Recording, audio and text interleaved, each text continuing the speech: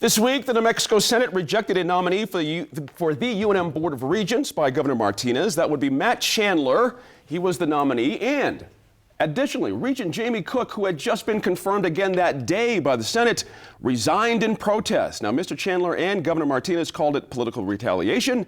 And there are accusations coming from both sides on this one. And Rob, wow, I don't know how you peel back the onion on this one. It's very interesting. Let me back up. Matt Chandler, certainly, in case nobody, if you watch the show, he's been a very politically active guy on the Republican side of things in a hard-nosed way for a long time. If it was political payback, why shouldn't it just be political payback and we all move on? But suddenly Mr. Chandler is acting like he's never heard of political payback. Yeah, it's interesting. Although the political dynamic is interesting because Matt Chandler got he got a positive endorsement from Hector Balderas, a Democrat, and Brian Colon, a longtime Democrat. That's right.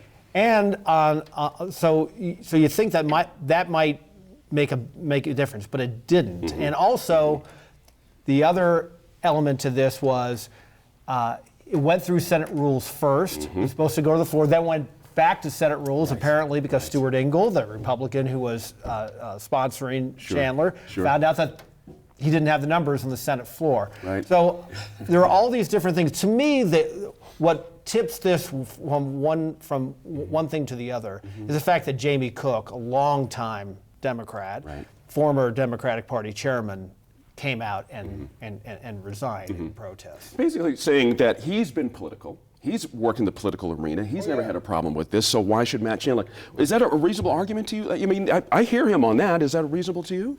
Look, the whole thing is political. I mean, this is a political process. We just need to look to the Hannah Skandera, confirmations to see that. I've gone through the process of getting confirmed for a position after being nominated for the governor. It's stressful. You don't know how people are going to come down on stuff. You don't know what kind of political actions from your past are going to come back to affect it. But ultimately, I think the only time that I've seen a situation where someone has been that politically active go down, it actually wasn't on, party lines. It was Nnedi Holguin the last time I remember. And that was, Nnedi Holguin had taken on a very, she was really politically active against a lot of Democrat incumbents, Senator Phil Griego-like folks back in that cycle, and had successfully unseated several of them through her work. And so it was a sort of very liberal, left-leaning ties. And she had very actively been involved and taken on Tim Jennings and several others. And then when it came up for her, for her to get confirmed, she didn't get out of committee either. And she was a Democrat. That wasn't a partisan issue. It was a, hey, you're way too involved in, unseating people, and you have a lot of effect on that. And we just don't want folks like that in these positions. It's too political. So I really don't see that's that much different than this. I mean, those are the only two times in recent history, or at all. I mean, generally these things just occur. Usually you get chewed out a little bit. Yeah, that's right. Sure. Hazed a little. Yeah. And there's a lot of work also. Back to what Rob said. There's a lot of background work that you have to do before you get to the point where you're sitting at committee. You should have had a very, at least a serious conversation with each of the members of the committee, with your sponsor. You've had to have touched, basically touch base with almost every member of the Senate if you can, or had somebody do it on your behalf. It should not be a surprise when you walk in, whether you're on the cusp. And if that's the case and there was some doubt, then I think that that's a conversation to have with the governor about your chances of actually going through, because you don't want, I think as a sitting governor, you don't want your nominees to not get confirmed. Right. Interesting point there. I just think that the Nnedi Holguin and this are wrong. I think that elections have consequences. Okay. And I think that, in my opinion, and I think it's wrong when the Republicans do it in Washington, I think it's wrong in general. An election has a consequence. When a person is elected governor or president of the United States, they have the right to have their team.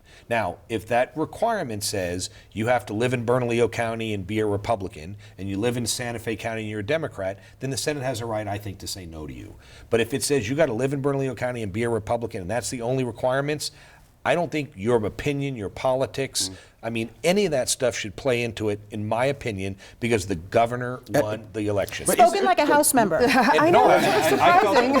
I felt that way. I felt that way when I was in the legislature. I helped Richardson get some of his appointees confirmed. I had this speech with Republicans in the Senate. I think at the end of the day, the election has consequences. I told Governor Richardson and I told some of his appointees, I said, look, I don't like you.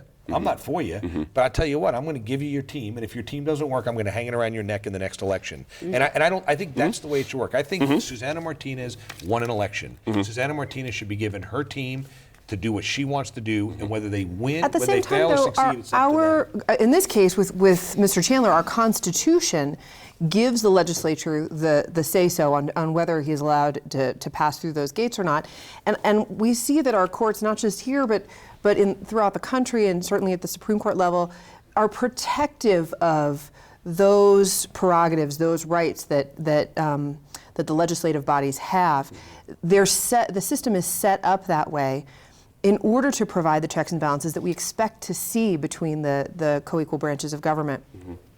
And I mean, I would argue, Dan, the opposite, which is that I don't want to see my legislator abrogating his or her responsibility to really look deeply at the nominees.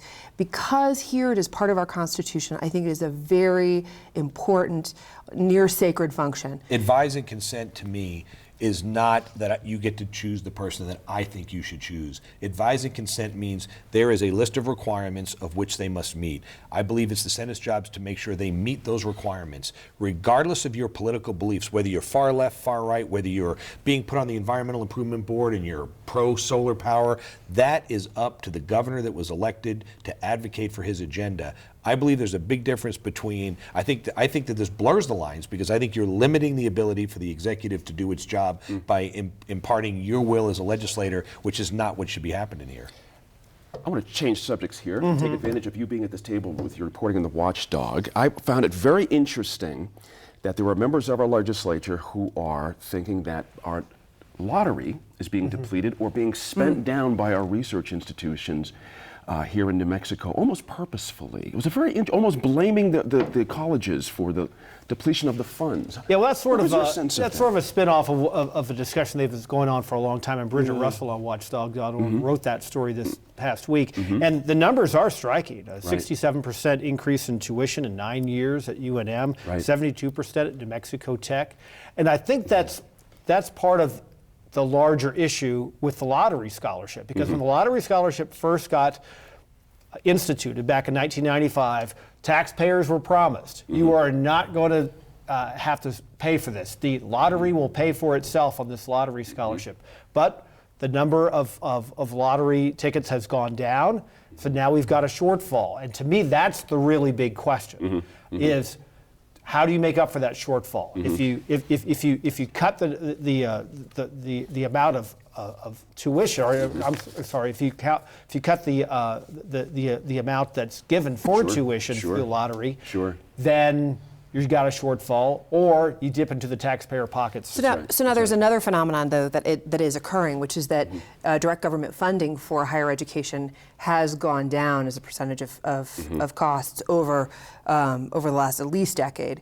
And so what the institutions of higher education are saying, what our colleges and universities are saying, and not just in New Mexico and other states as well, is that they're forced to raise tuition and push costs off onto the students, in part because they're not getting the bedrock funding that they used to get to support their academic endeavors. And so, the university looks and says, well, where can we find money? The nice thing about the lottery scholarship is it's not a student loan, so it's not going directly out of the students' pockets. It's money that's coming. Let me get to this outside table with a minute. We'll split 30 seconds each here. She can have the minute. Okay, good enough. Sophie's point is interesting. Isn't that what Sophie's describing as a natural consequence of the marketplace? When you're getting depleted money on this end, you got to make it up on the other end. Right. It's almost inevitable. You're going to get a lean that way at some point. I've always felt like legislators should have anticipated this kind of thing. I think so. I think, this to me, it's a little bit of the, that makes New Mexico special. We have, we want to champion our educational higher ed institutions. We have so many of them here in the state, but at the same time, we don't really fund them at the level that that is necessary to get people through that, and to make sure that they're self-sufficient, that they're able to educate students. Other states, comparatively, if we look at other states, tuition has really increased quite a lot compared to what you have here. Here, it's still relatively manageable for students. I think our percentage budget to higher ed is pretty high, though, when you compare it to the the percentages. It's partly a function of per capita. But when you look at our higher ed costs compared to, say, household income, we do pretty well. Right. We do pretty well. Right. I'll just jump in Please, in the absolutely. last few seconds here. The other problem is that you've got an incentive. If you're a student who's just graduated from high school and you know you're going to get a lottery scholarship, you would go to one of the 3 research universities. So that creates an incentive to have more students, some of them maybe not ready for UNM or NMSU going there. Instead I'm glad they you should got be that in. they should be Yeah. going to community college. Exactly right. Up next, we learn about the history of the Etrisco Land Grant.